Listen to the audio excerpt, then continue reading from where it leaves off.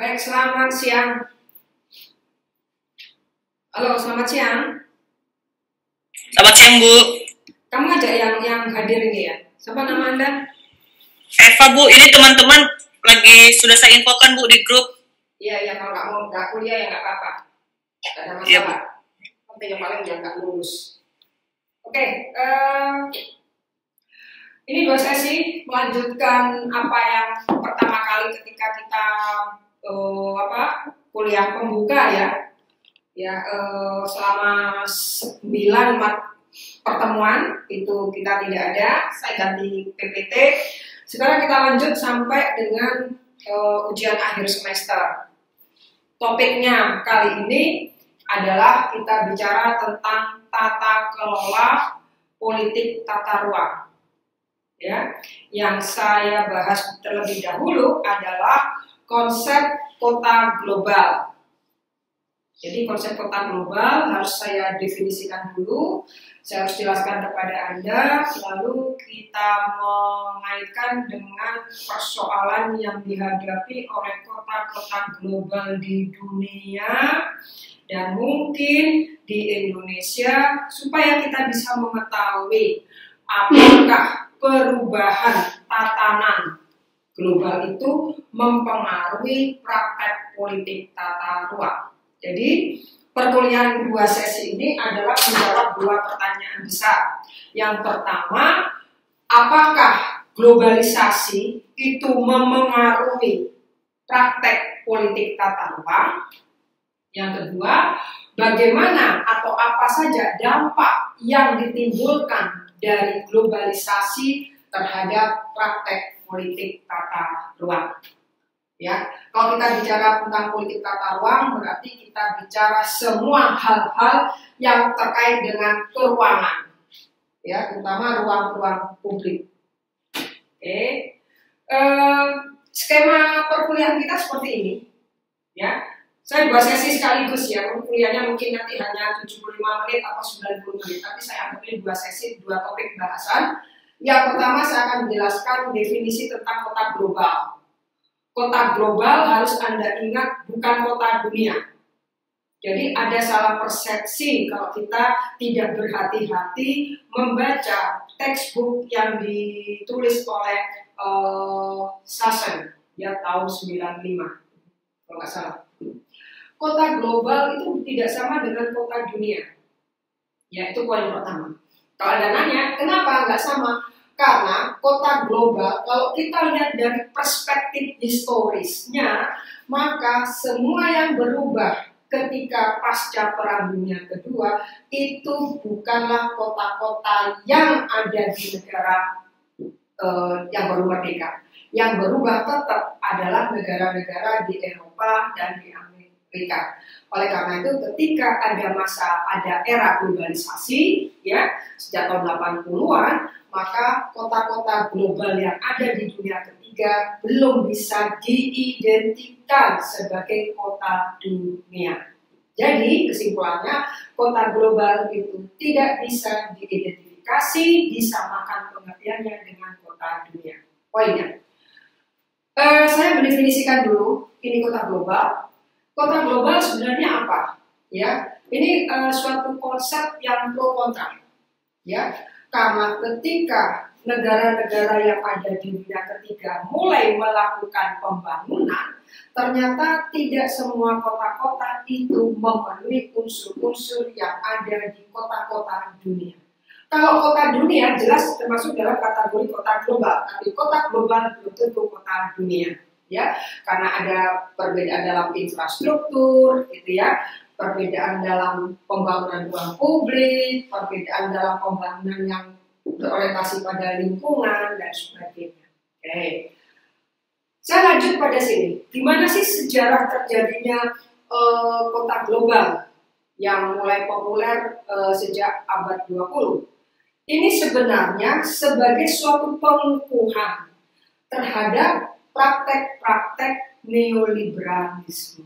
Jadi kota global atau konsep kota global dibuat, dikonstruksi, ya, adalah untuk menjalankan ekonomi pasar. Jadi sebagai ruang untuk beroperasinya kekuatan ekonomi global.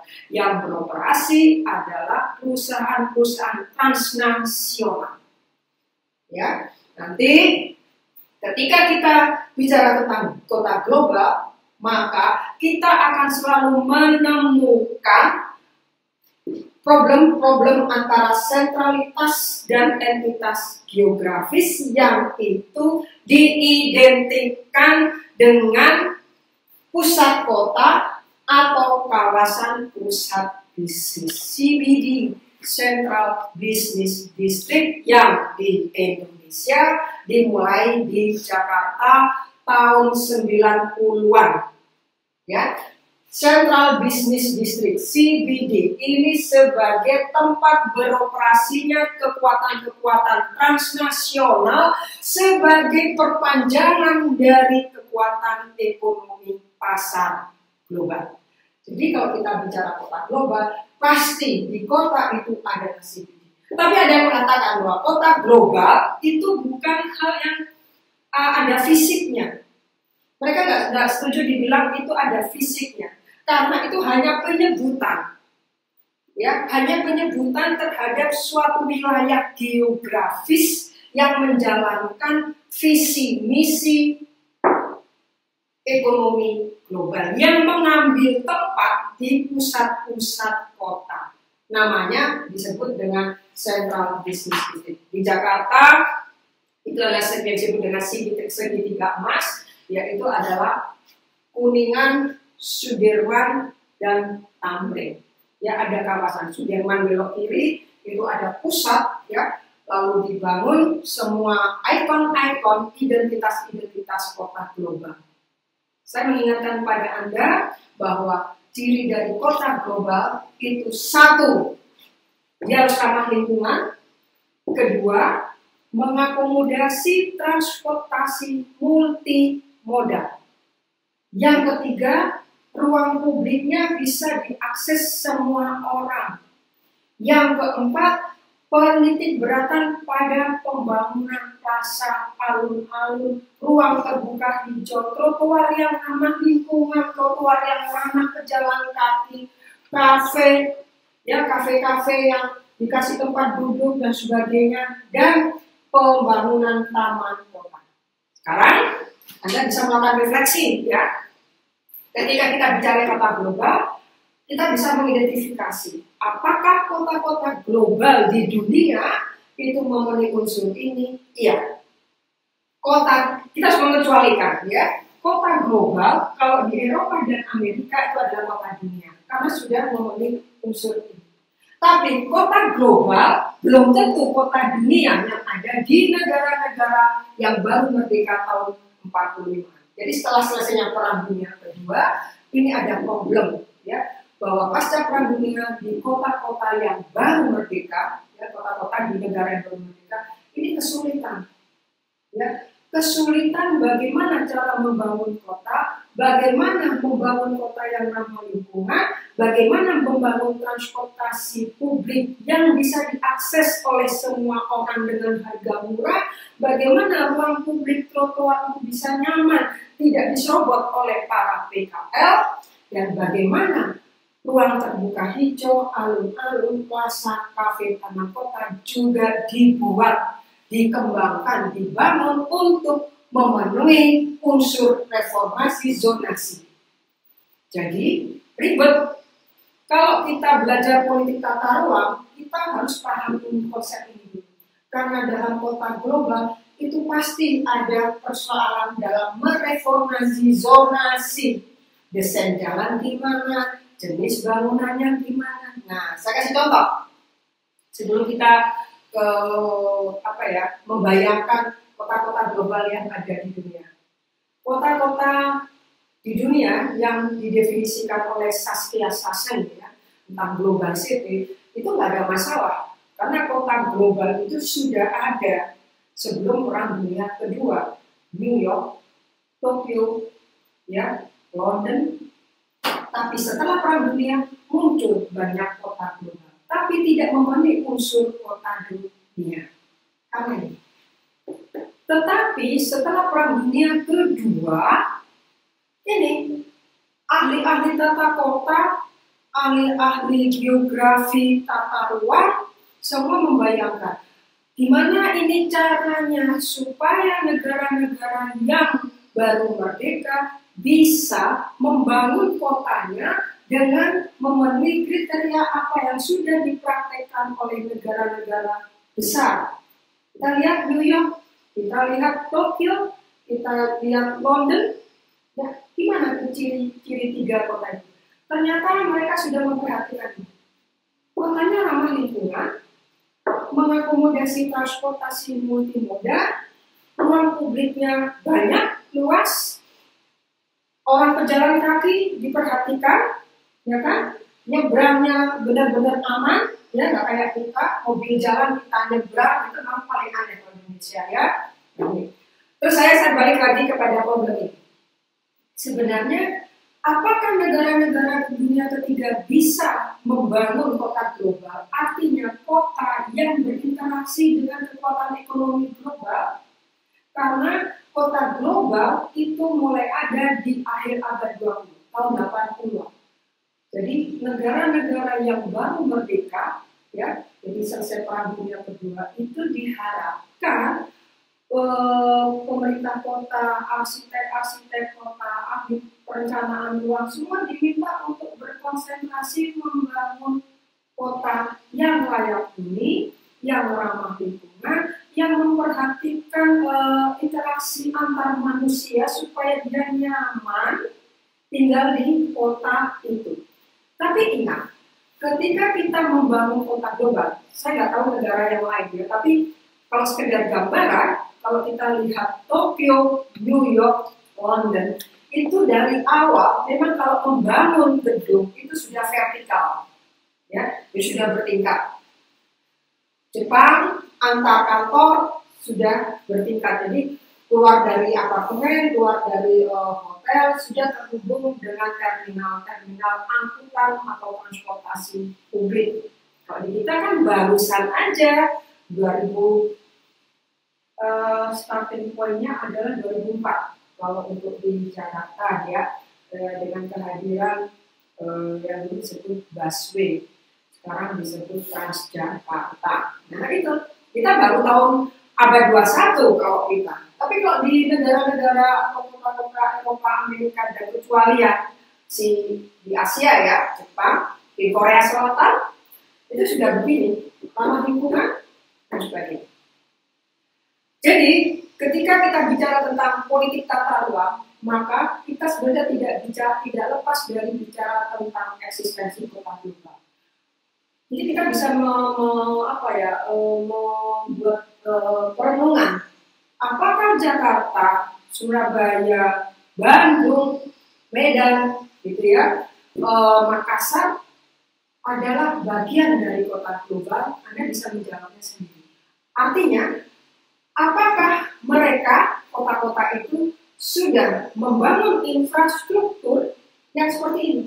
Ramah lingkungan, mengakomodasi transportasi multimoda, jadi ada sepeda, ada mobil, ada angkutan publik yang nyaman, aman, murah, cepat, tepat waktu, lalu ruang publiknya bisa diakses semua orang, jadi kita kalau lagi stres, kita bisa ke taman, duduk-duduk, nyaman, itu apakah seperti itu? Lalu bagaimana dengan alun-alun, bagaimana dengan trotoar? Anda bisa ngecek sendiri. Ya, itu sesuai dengan kekhasan dari daerah masing-masing. Tergantung pemerintah daerahnya. Apakah mau membangun tata ruang yang pro pada lingkungan? Tanya, di Jakarta di mana sih membangun ruang publik yang ramah lingkungan, ruang publik yang ramah anak misalnya? Di Surabaya ada kan? Saya nggak percaya benar ya kalau di Surabaya ya. Kalau lihat fotonya, tapi kalau secara real, apakah taman-taman yang dibangun oleh pemerintah kota itu adalah untuk memenuhi unsur-unsur sebagai kota global? Jadi kota global itu bukan hanya keterhubungan antar wilayah ya dengan kota-kota yang lain di dunia, bukan hanya itu. Jadi kalau kita mendefinisikan kota global, bukan hanya kita terkoneksi oleh jaringan internet yang tanpa batas, bukan itu ya. Kalau kita bicara itu ya itu urusan komunikasi global, tapi kalau kita bicara dalam perspektif politik tata ruang, maka kalau kita bicara kota global itu artinya kita di sini. Ini semua yang tadi saya bicarakan, yang saya sampaikan kepada Anda itu bagian dari teori besar yang namanya urbanisme. Urbanisme atau new urbanism. Urbanisasi, urbanisme baru atau urbanisme global. Urbanisme global itu bersifat sangat pragmatis karena dia didesain dengan melibatkan semua pemangku kebijakan masyarakat, TSO, para insinyur, pemerintah, investor, pengembang, semua dilibatkan. Diajak bicara untuk mengkonstruksi kota global. Kota ini membutuhkan apa? Jalan. Kota ini membutuhkan transportasi publik. Kota ini membutuhkan taman. Kota ini membutuhkan rumah-rumah yang bersifat vertikal yang kita sebut apartemen atau rusun ya. Kalau untuk orang miskin namanya rusun, rumah susun, tapi kalau untuk orang kaya namanya apartemen. Lalu kita harus menyediakan transportasi publik multimodal. Gimana ini? Orang kaya di negara ini masih senang dengan transportasi yang bersifat private, mobil. Mobilnya juga mewah-mewah. Lalu karena terbentur pada kebijakan ramah lingkungan, maka pemerintah pada masa pemerintahan Pak Susilo Bambang Yudhoyono itu membuat kebijakan tentang mobil murah yang ramah lingkungan. Ya, Anda bisa lihat ya, saya kalau ibu nanti pikir mempromosikan. Ya mobil kecil-kecil yang ramah lingkungan itu ya, Anda tahu sendiri ya. Nah ini yang menurut praktisi atau akademisi yang belajar tentang politik tata ruang itu menyisakan suatu problem, menyisakan suatu masalah. Kalau memang transportasi multimodal belum bisa disediakan oleh pemerintah, maka rakyat akan memenuhi sendiri kebutuhan transportasi. Caranya apa? Ya caranya mereka akan menggunakan transportasi yang bersifat pribadi, mulai dari mobil sampai dengan sepeda motor. Ini artinya apa? Kalau di negara ini yang punya transportasi multimodal kan hanya baru DKI Jakarta. Transportasinya lengkap, multimodal beneran. Ada BRT, bus rapid transit yang bentuknya ada Transjakarta, ada LRT, light rail transit, ada mass rapid transit atau subway yang setengah-setengah ya di Indonesia. Di Surabaya, apakah bisa disebut kota global? Bisa, tapi hanya memenuhi sedikit sekali unsur-unsur itu. Karena apa? Karena yang menggunakan transportasi publik di Surabaya masih sedikit. Kenapa sedikit? Karena kondisi transportasi publiknya belum memadai. Sifat-sifat dari transportasi publik itu ya harus bersifat massal, cepat, ngangkut penumpang banyak, tepat waktu, bahan bakarnya ramah lingkungan, bukan menggunakan bahan bakar dari fosil. Ya, jadi harus gas atau pakai bahan bakar dari kotoran hewan gitu ya. Nah, seperti itu. Jadi kalau kita mengatakan bahwa di Indonesia yang memiliki kota global mana? Ya baru satu, Jakarta. Itu kalau kita melihat dari perspektif politik tata ruang. Tapi kalau kita melihat dari perspektif ekonominya, ya Surabaya bisa jadi masuk. Karena apa? Karena di Surabaya sebagai suatu wilayah entitas geografis dan sebagai pusat beroperasinya kekuatan atau praktek dari ekonomi pasar bebas, maka Surabaya termasuk.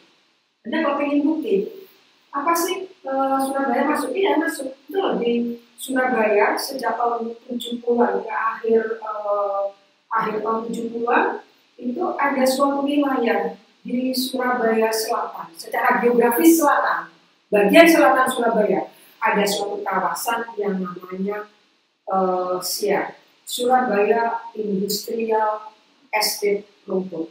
SIA, kawasan industri SIA, yang bersebelahan nanti dengan Grebek, ya, yang itu sudah masuk kawasan entitas geografis masuk pada Kabupaten Sidoarjo, ya, Kecamatan Baru. Kita bisa lihat kan, jadi kalau kita melihat kota global, maka seharusnya harus ada CBD, Central Business District. Di Surabaya ada, ya, kawasannya loh. Panglima Sudirman, Jalan Pemuda, itu termasuk kawasan CBD, atau yang masuk di bundaran Waru, ya, perbatasan antara Waru dan Surabaya itu adalah kawasan CBD, tempatnya di lintas batas antar kabupaten dan kota Surabaya.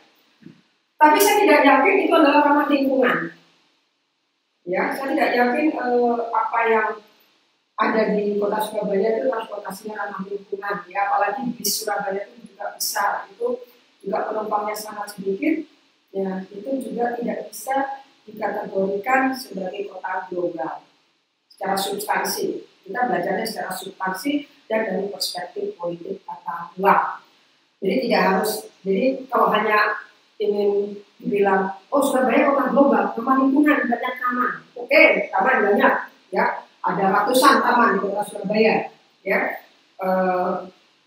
Terus kedua, transportasi multimodalnya ada angkot, ya, bus Surabaya, ya.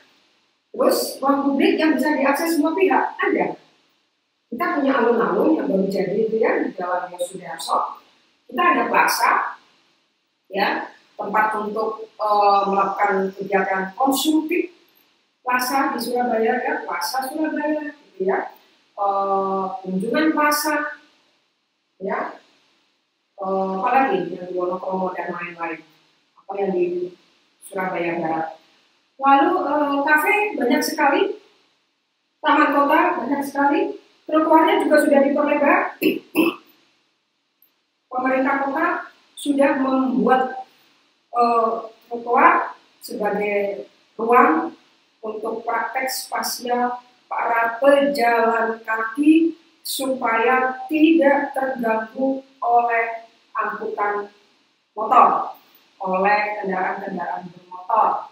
Dibuat indah, dipagari, ya, dikasih rambu-rambu banyak supaya pengguna motor tidak lagi menyerobot dan memanfaatkan trotoar, tapi dimanfaatkan oleh pedagang kaki lima PKL, sehingga pemerintah kota harus bekerja keras untuk melindungi fungsi trotoar, ya, sebagaimana mestinya.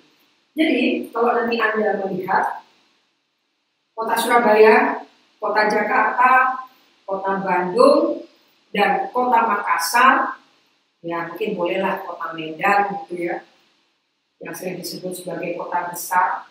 Ya, itu saya secara konseptual tidak setuju, karena kota besar di Indonesia pada masa sekarang itu sebenarnya harus memuat unsur-unsur kota global, yang itu berarti memenuhi persyaratan dari sebuah kota yang memperhatikan 3 hal ini: ramah lingkungan, transportasi publiknya ramah lingkungan juga, dan ruang publiknya juga bisa diakses oleh semua pihak.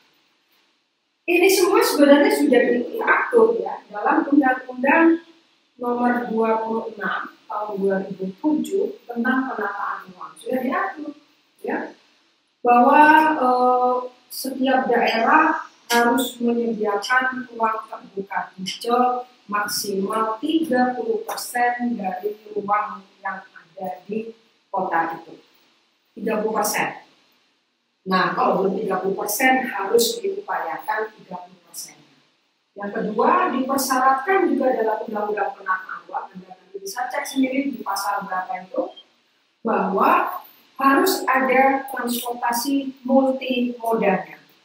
Jadi harus ada tram, harus ada KRL, harus ada bis, harus ada monorail, harus ada kereta cepatnya, gitu. Harus ada sepedanya, dan harus ada yang berjalan kaki. Jadi jadi kota besar, kalau kita lihat ini ya, kalau kita lihat jalan-jalan ke Eropa, ke Jepang, nggak usah jauh-jauh ke Jepang, ke Malaysia, Singapura, Thailand, Bangkok gitu, itu ini transportasi multimodal udah jalan, gitu ya. Lalu trotoarnya juga besar, lebar-lebar, ya minimal itu kan lebar trotoar itu 2,5 sampai 3. Tapi kalau Anda lihat Kota Bali, Kota Denpasar, trotoarnya kan kadang cuma 60 cm ya lebarnya ya.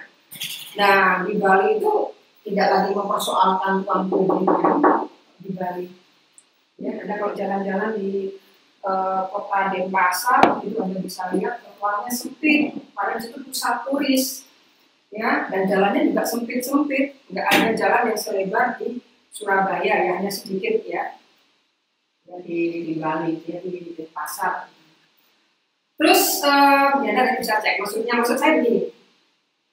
Ketika kita bicara tentang kota global dalam perspektif tata ruang, maka Anda harus bisa melihat. Berarti kalau kota-kota global di Indonesia itu ya yang memenuhi syarat hanya satu Jakarta. Hanya satu Jakarta. Surabaya, Bandung belum lumayan. Karena tidak ada tram, pejalan kakinya juga masih didiskriminasikan, kedua angkutan massalnya juga hanya jadi ikon, bukan transportasi massal yang bisa mobilitas yang bisa memindahkan orang dan barang dalam waktu yang cepat dan tepat, ya kan? Jadi kalau kita bicara kota global, Surabaya kota global, no, bukan, ya, karena apa? Nah, Anda bisa mengevaluasi.